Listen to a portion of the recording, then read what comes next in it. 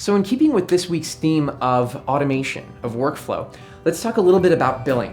Billing is one of those things where if you start pulling that thread, you might end up with just an enormous amount of yarn. And I don't want to go too far into it. I don't want to start getting into the details of CPT diagnosis mismatches, that kind of thing.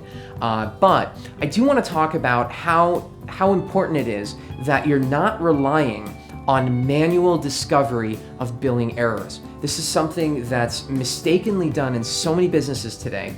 The reality is that the billing experts today, and you could be one of these billing experts who just heard what I said and thinks to yourself, that's ridiculous, this person's out to make my life more difficult, to make my clients mad at me. We're really not. In fact, we love it when billers come to us, billing company owners come to us and ask us, why is it that you guys say this? And the reality is because we want to make your life easier.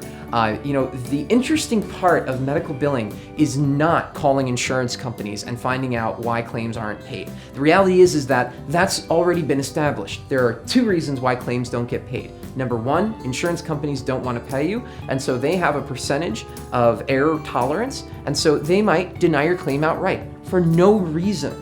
I mean, they'll give you a reason, but it's nonsense. It doesn't make sense.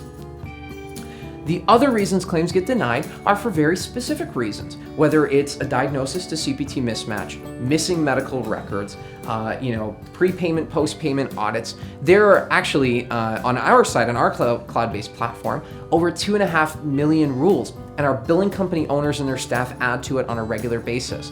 And that's what's interesting. What's interesting is finding new ways to increase collections for our practices and finding new ways to avoid issues with insurance companies.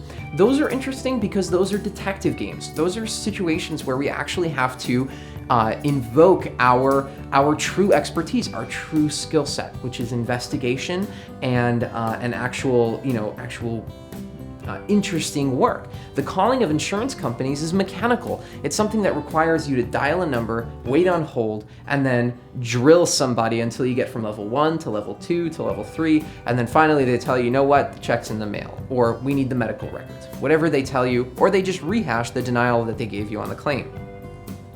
So what is the actual secret sauce here? So we want to keep in with the workflow theme, and what that means is that we want to automate this, right? We want to automate this so that whether you're a biller in an office, whether you're a billing company owner, or you're trying to figure out as a practice owner, what should I do with my billing?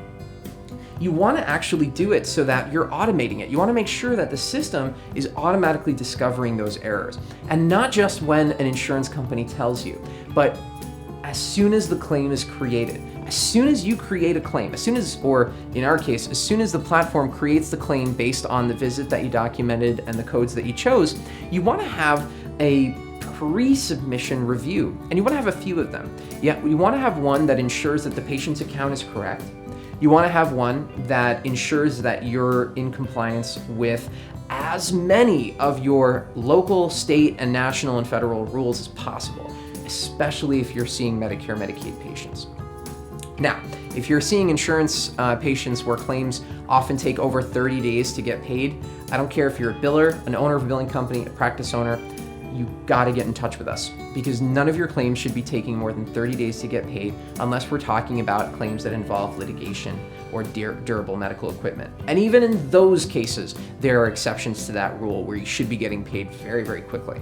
So in any case, you really wanna make sure that you're talking to us because we wanna make your job easier so that number one, the majority of the claims don't require individual phone calls, so that you can spend time on the big ticket items, the large payment amounts that aren't getting paid, and discovering new ways to make sure that claims get paid effectively and to increase revenue for the practice.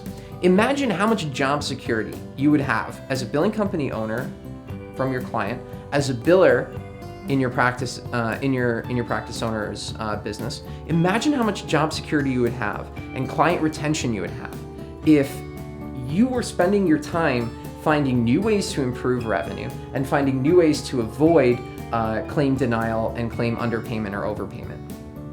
In those situations, you're not just confirming or guaranteeing a certain number of expected income for a practice. You're actually increasing revenue for a practice. You're creating a return on the investment in you.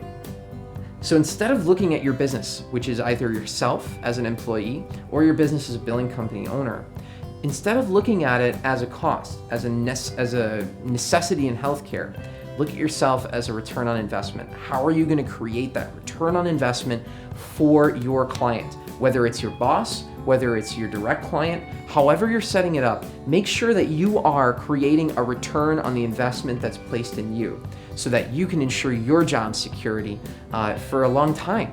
And that's really the way you want to do it. You want to ensure job security, you got to increase revenue. You got to increase what you're bringing to the business. And the only way to do that is to make sure that you're not wasting your time, which means you need to be spending time finding new ways to make things better, faster, and easier, not just for yourself, but for everyone. And if you're doing that, then you know what? Not only are you helping the bottom line, but you're making everybody's life better. And isn't that what it's all about?